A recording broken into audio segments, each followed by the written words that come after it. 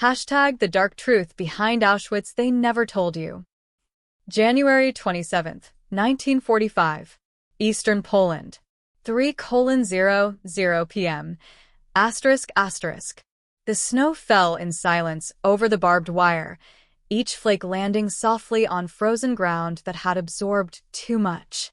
Soviet soldiers of the 60th Army, 1st Ukrainian Front, approached the gate slowly, their breath visible in the bitter cold, their rifles lowered not in surrender, but in confusion.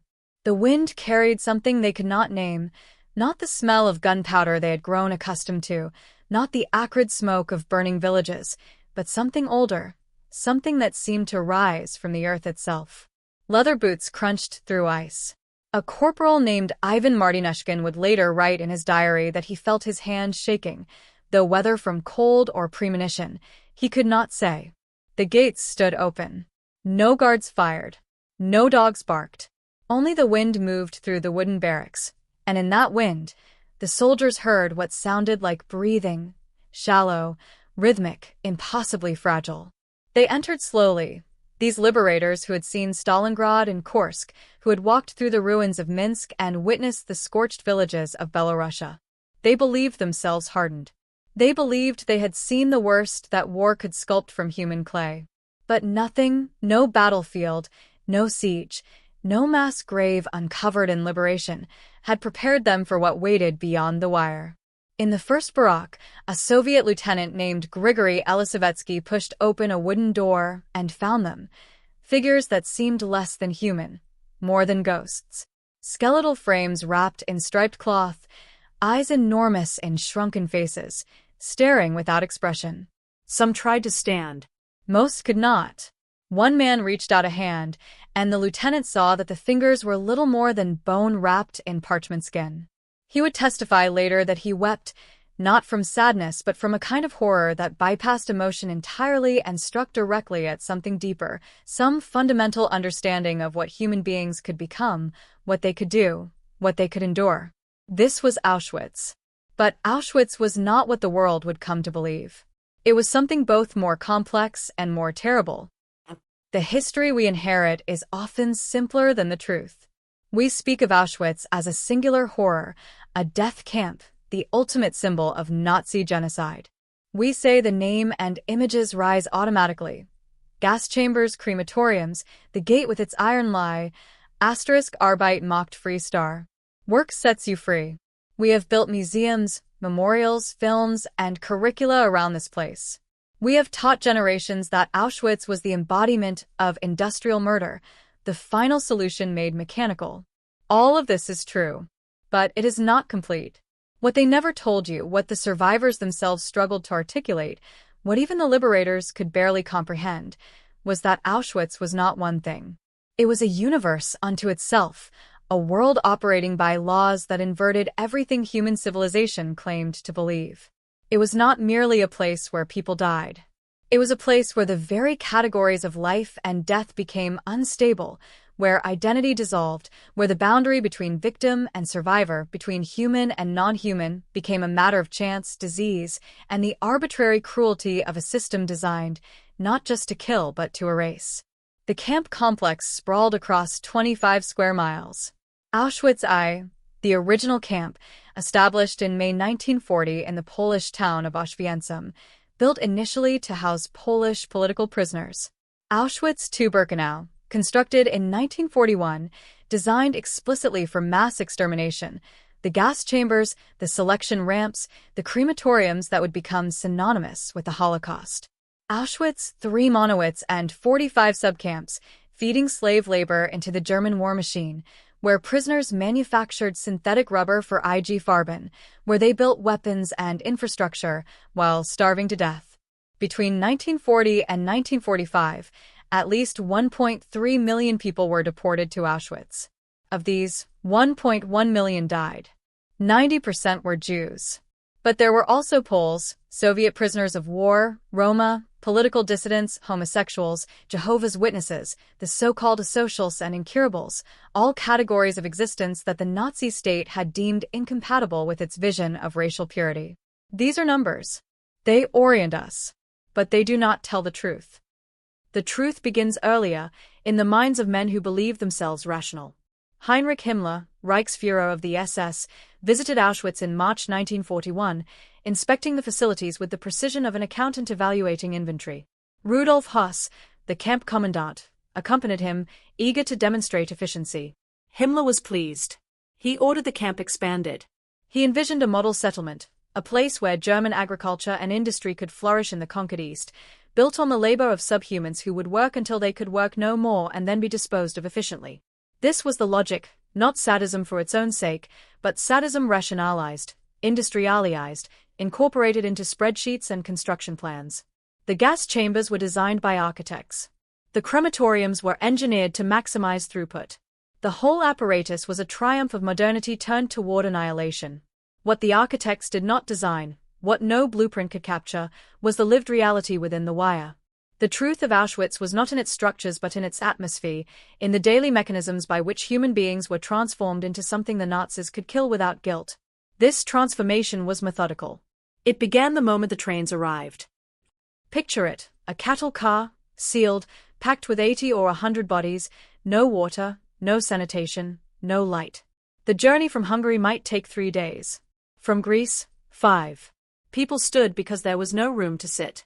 Children suffocated. The elderly collapsed.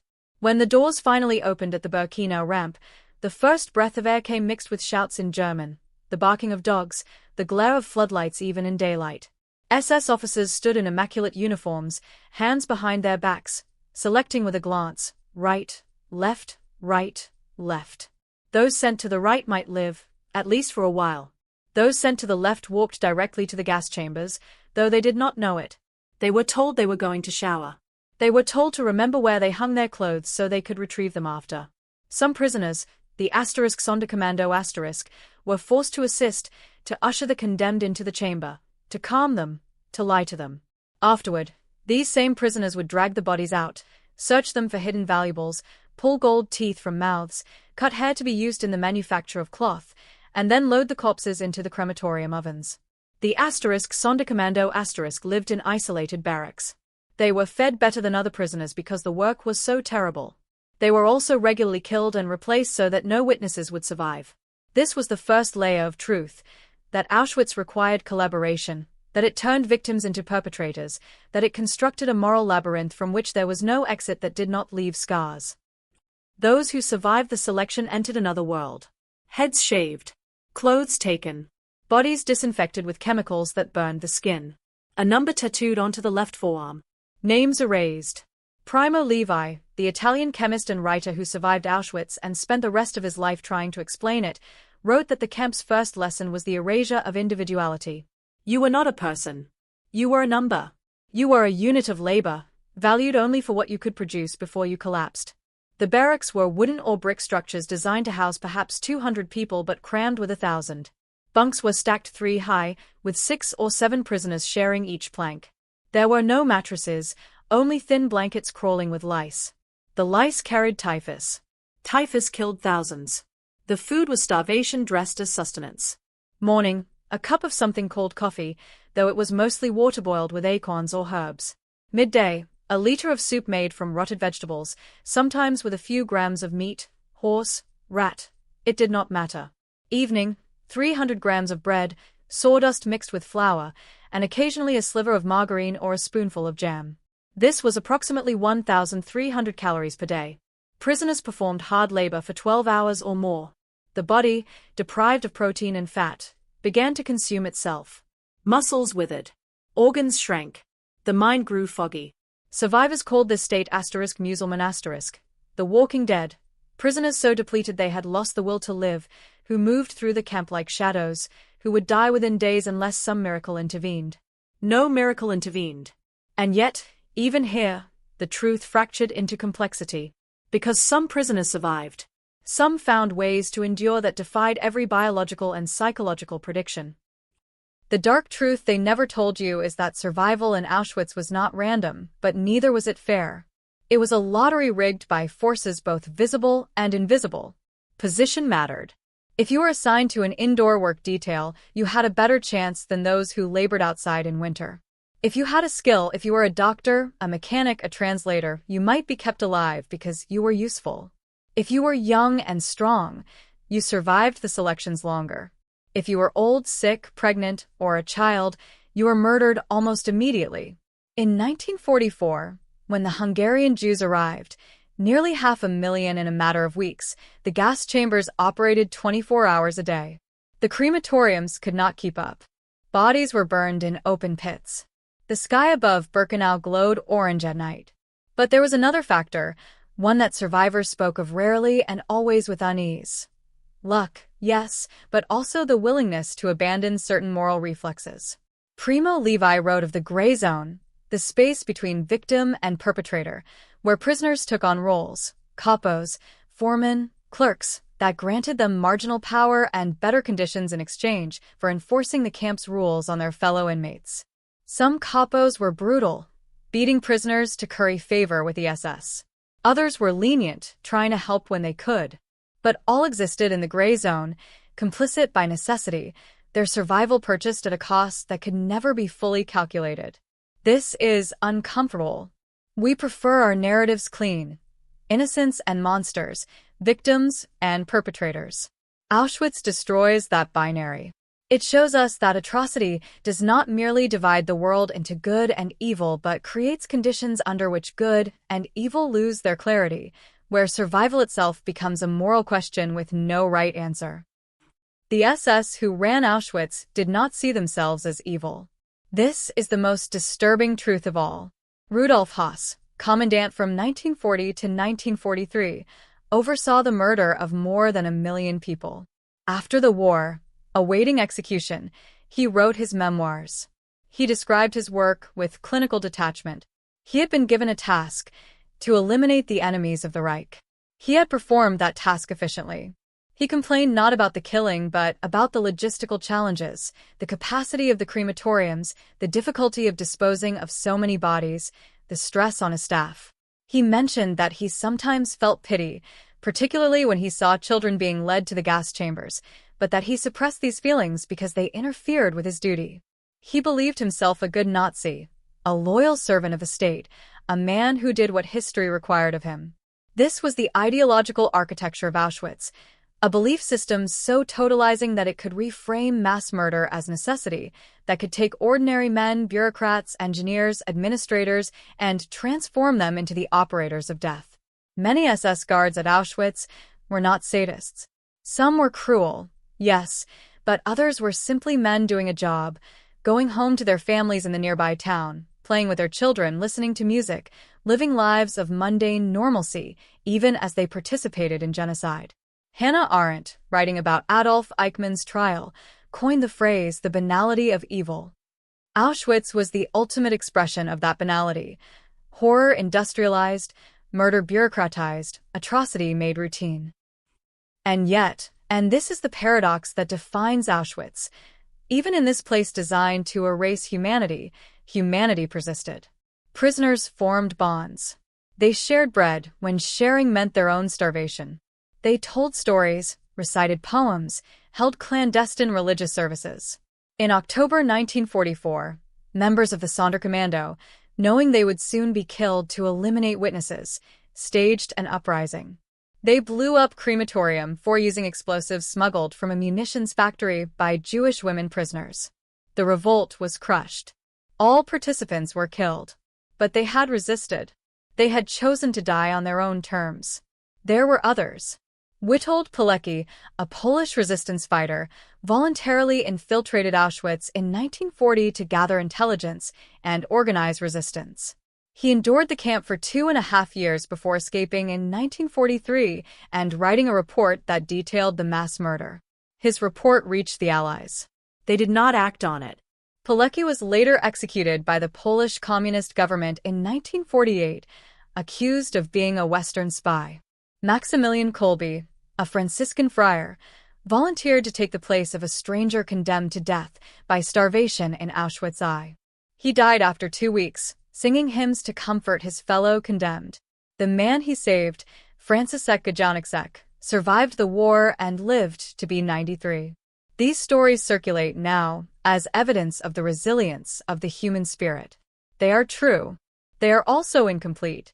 For every act of resistance or sacrifice, there were 10,000 deaths in silence, in darkness, without witness or record. The truth of Auschwitz is not that the human spirit triumphed. It is that the human spirit endured, barely, and that most of the time it did not. When the Soviet soldiers entered the camp on January 27, 1945, they found approximately 7,000 prisoners still alive. Most were too weak to move.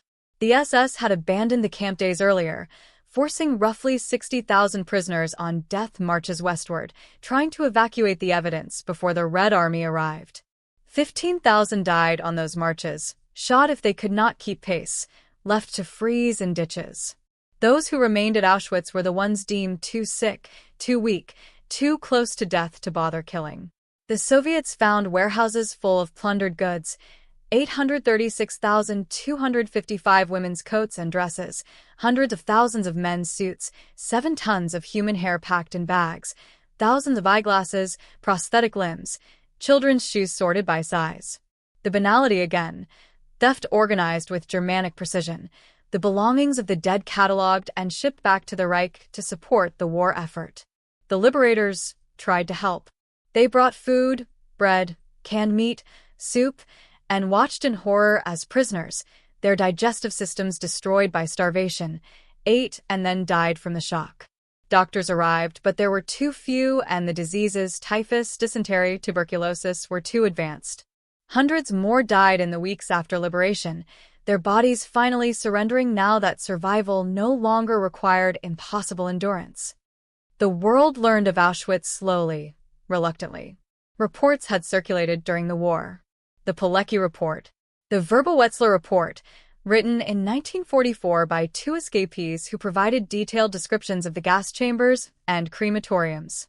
But the Allies, focused on military objectives, did not bomb the rail lines leading to Auschwitz, did not target the camp itself, did not prioritize the rescue of those imprisoned there. After liberation, the full scope of the atrocity began to emerge. Photographs were published. Newsreels showed the skeletal survivors, the piles of corpses, the crematorium ovens. The Nuremberg trials put Nazi leaders on trial for crimes against humanity, a legal category invented because existing law had no framework adequate to the scale of what had occurred. Rudolf Höss was hanged in 1947 on a gallows constructed at Auschwitz, near the site of his former office. But even then, the truth was curated. The Soviet Union, which controlled Poland, emphasized the suffering of Soviet prisoners of war and downplayed the specifically Jewish nature of the Holocaust, framing Auschwitz as a crime against socialism rather than against a people.